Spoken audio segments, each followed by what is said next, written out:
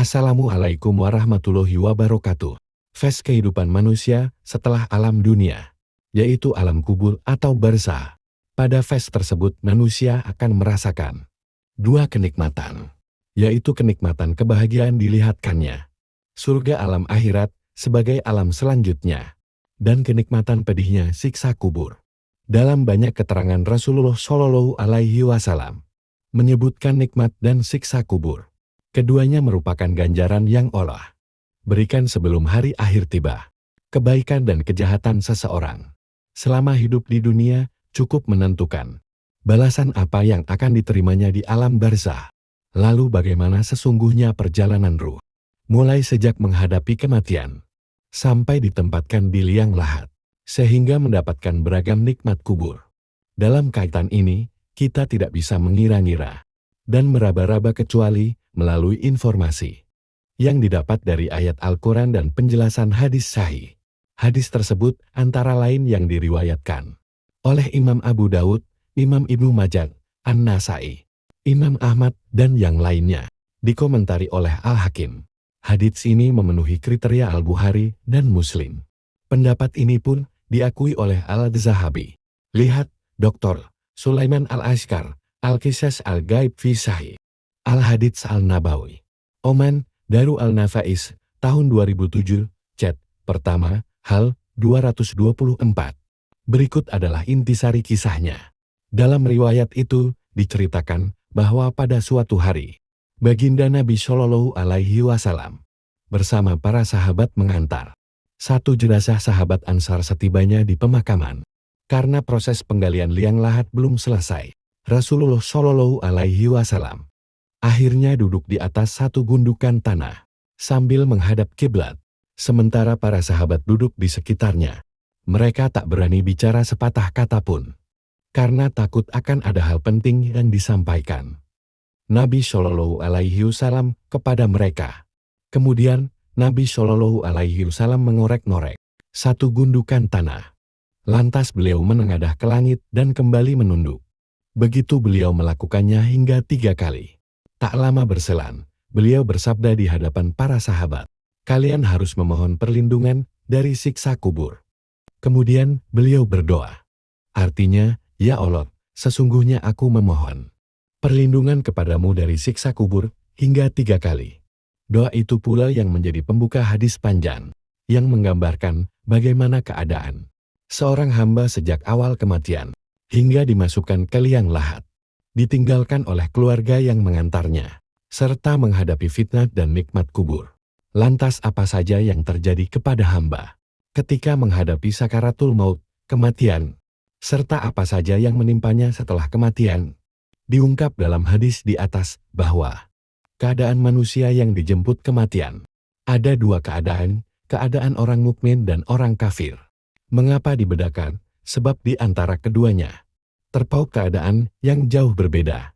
Diceritakan hamba yang beriman ketika akan meninggalkan alam dunia ditemui rombongan malaikat langit.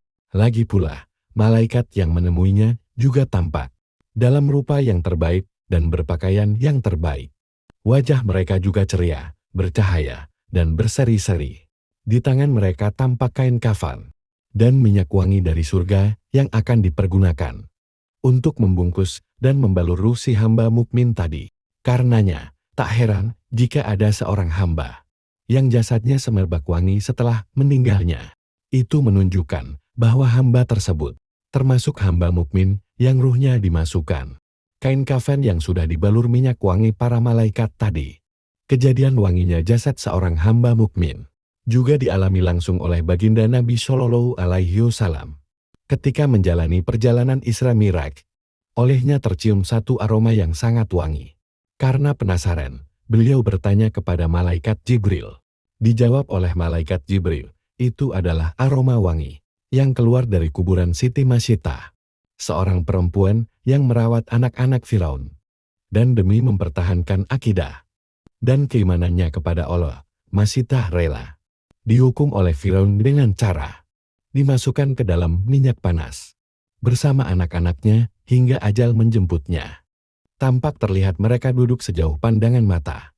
Bahkan, sebagian orang saleh bisa menceritakan kejadian yang disaksikannya itu. Sementara orang-orang di sekitar mereka sama sekali tidak melihat apa-apa. Perjalanan malaikat langit turun ke hadapan hamba mukmin yang hendak dicabut nyawa. Sebagian orang saleh bisa menyaksikannya dan menceritakan kejadian yang disaksikannya itu. Sementara orang-orang di sekitar mereka sama sekali tidak melihat apa-apa. Saat malaikat langit dan Jibril pencabut nyawa duduk di dekat kepala orang yang hendak dicabut, ia berkata kepada si hamba, artinya, wahai jiwa yang tenang, kembalilah kepada Tuhanmu dengan ridha dan diridai. Quran Surah Al-Fajr 89, 27-28. Begitu disampaikan seperti itu, ruh si hamba pun tak bisa menolak. Ia perlahan keluar dari jasad, mengalir bagaikan air dari ceret. Kondisinya jernih dan bersih. Setelah itu, semua malaikat langit dan malaikat bumi pun mengiring kepergiannya. Pintu-pintu langit pun segera dibuka.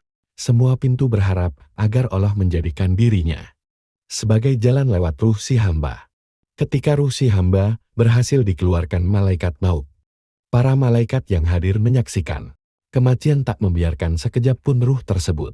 Mereka segera mengambil si ruh lalu menyimpannya di atas kain kafan yang sudah dilumuri minyak-minyak wangi dari surga. Demikian sebagaimana yang telah digambarkan oleh Allah dalam Al-Quran. Artinya, apabila kematian datang kepada salah seorang di antara kamu, malaikat-malaikat kami mencabut nyawanya, dan mereka tidak melalaikan tugasnya. Quran Surah Al-An'am 61. Setelah ruh berpisah dari jasad, terciumlah aroma wangi hampir memenuhi seantero dunia. Namun hanya hamba yang dikehendaki yang dapat menciumnya.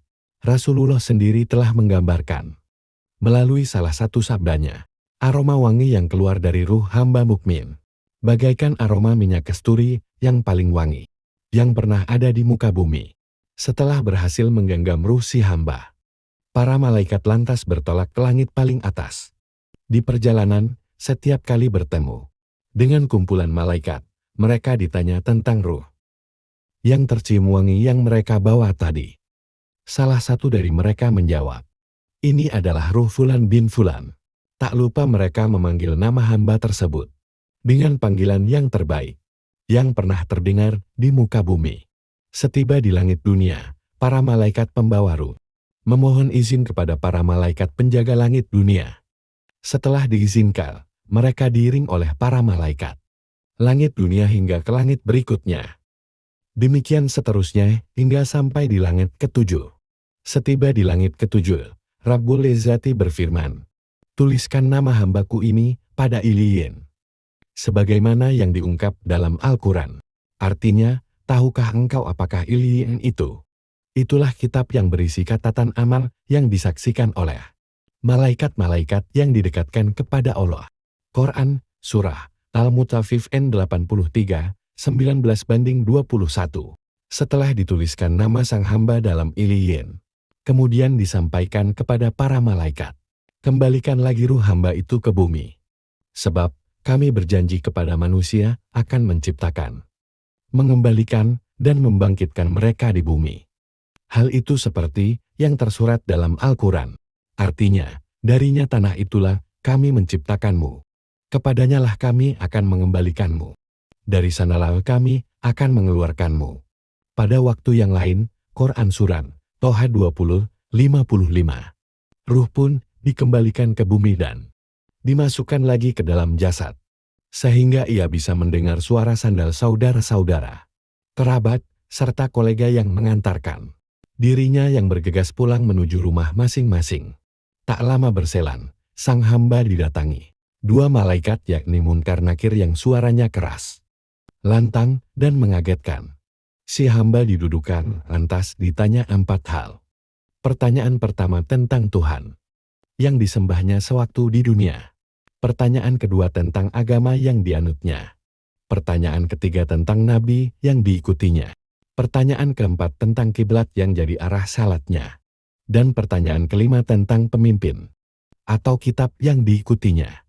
Semua pertanyaan menunjukkan fitnah kubur, sekaligus fitnah terakhir yang dilalui seorang hamba mukmin. Pada saat itu, tiada artinya kecerdasan, tipu daya, dan kebohongan mulutnya. Seandainya ada seorang kafir yang sejak di dunia menghafal jawaban dari pertanyaan-pertanyaan tadi, maka tetap tidak ada gunanya. Sebab yang akan menjawab adalah amal baiknya dan pertolongan Allah. Berkat keduanya, insya Allah ia akan bisa menjawab dengan teguh, sesuai dengan firman Allah dalam Al-Quran. Artinya, Allah meneguhkan orang-orang yang beriman dengan ucapan yang teguh dalam kehidupan di dunia dan di akhirat. Allah menyesatkan orang-orang yang zalim, dan Allah berbuat apa yang Dia kehendaki. Quran Surah Ibrahim 14:27. Setelah itu, terdengar ada suara panggilan dari langit. Hambaku benar. Maka dihamparkanlah satu taman dari surga untuknya. Beri pakaian dari surga, buka satu pintu surga. Maka datanglah kepadanya aroma wangi dari surga, dan dilapangkanlah kuburannya sejauh mata memandang. Hilang suara tadi, datang kepadanya satu sosok yang menyerupai laki-laki. Laki-laki itu sangat tampan dan menyenangkan. Pakaiannya sangat bagus dan menyampaikan kabar gembira kepada si hamba. Ketika ditanyakan siapa laki-laki itu sebenarnya, maka diketahui bahwa ia adalah jelmaan dari amal saleh yang diperbuatnya semasa di dunia, sementara keluarga dan anak-anaknya tak satu pun yang menemani. Yang tetap bersamanya adalah amal kebaikan dan kesalahannya. Saking nikmat-nikmatnya si hamba di alam kubur, sampai-sampai ia memohon kepada Allah agar segera didirikan kiamat. Tujuannya agar dirinya segera menerima nikmat yang lebih besar di negeri yang sangat indah. Di negeri yang sangat indah, yakni surga Allah Subhanahu wa Ta'ala. Sebagaimana yang telah dijanjikan Enya, disampaikan kepadanya, tenanglah. Segala sesuatu juga ada waktunya. Ketika waktu itu datang, maka apa yang ditetapkan Allah akan terjadi, maka akan terjadi. Sementara itu, perjalanan ruh orang kafir sungguh jauh berbeda dengan orang mukmin atau beriman. Ia dihampiri malaikat langit dengan wajah yang bengis dan keras. Mereka membawa masuh kain yang tidak nyaman digunakan dari neraka. Para malaikat langit kemudian duduk di dekat kepala hamba kafir yang hendak dicabut nyawanya. Kedatangan malaikat langit disusul langsung oleh malaikat Jibril. Dia memanggil, "Wahai jiwa yang busuk, keluarlah menuju murka Allah."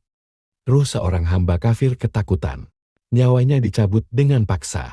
Sebagaimana Allah berfirman, "Alangkah dahsyatnya sekiranya kamu melihat di waktu orang-orang yang saling berada dalam tekanan sakratul maut, sedang para malaikat memukul dengan tangannya sambil berkata, 'Keluarkanlah nyawamu. Di hari ini kamu dibalas dengan siksa yang sangat menghinakan, karena kamu selalu mengatakan terhadap Allah perkataan yang tidak benar dan karena kamu selalu menyombongkan diri terhadap ayat-ayatnya." Quran Surah Al-An'am 93. Saat itu, malaikat maut akan memukuli orang-orang yang tak beriman agar nyawa mereka segera keluar dari tubuh. Allah menyebutkan hal tersebut dalam Al-Quran. Surat Al-Anfal ayat 50-51, Allah berfirman, "Kalau kamu melihat ketika para malaikat mencabut jiwa orang-orang yang kafir, seraya memukul muka dan belakang mereka dan berkata, 'Rasakan olehmu siksa neraka yang membakar. Tentulah kamu akan merasa nyeri. Demikian itu disebabkan oleh perbuatan tanganmu sendiri. Sesungguhnya Allah sekali-kali tidak menganiaya hambanya.'" Quran Surah Al-Anfal 50-51. Kemudian ruh tersebut keluar dengan membawa bau yang sangat busuk, seperti busuknya bau bangkai yang pernah ada di muka bumi. Mereka pun naik membawa ruh ini. Setiap kali mereka melewati malaikat, malaikat itu pun bertanya, "Ruh siapa yang buruk ini?" Mereka menjawab, "Fulan bin Fulan," dengan nama yang paling buruk yang pernah dia gunakan ketika di dunia, hingga mereka sampai di langit dunia. Kemudian mereka minta dibukakan, namun tidak dibukakan. Ketika itu, Rasulullah Shallallahu Alaihi Wasallam membaca firman Allah, "Orang yang mendustakan ayat-ayat kami dan menyombongkan diri terhadapnya, tidak akan dibukakan bagi mereka pintu-pintu langit, dan tidak pula mereka masuk surga, hingga unta masuk ke lubang jarum." Quran Surah Al-Araf 40. Merespons adanya ruh tersebut, Allah berfirman, "Tulis catatan amal hambaku di Sijin, di bumi yang paling dasar." Kemudian dikatakan, "Kembalikan hambaku ke bumi, karena aku telah menjanjikan bahwa dari bumi aku ciptakan mereka, ke bumi aku kembalikan mereka, dan dari bumi aku bangkitkan mereka untuk kedua kalinya." Kemudian ruhnya dilempar hingga jatuh di jasadnya. Kemudian Rasulullah Shallallahu Alaihi Wasallam membaca firman Allah, "Barang siapa mempersekutukan sesuatu dengan Allah, maka adalah ia seolah-olah jatuh dari langit, lalu disambar oleh burung, atau diterbangkan angin ke tempat yang jauh." Quran Surah Al-Hajj 31. Perjalanan ruh kafir selanjutnya sama seperti ruh mukmin, dikembalikan kepada jasadnya namun dengan perlakuan yang berbeda, yaitu perlakuan sebaliknya dari mukmin. Wallahu alam. Wassalamualaikum warahmatullahi wabarakatuh.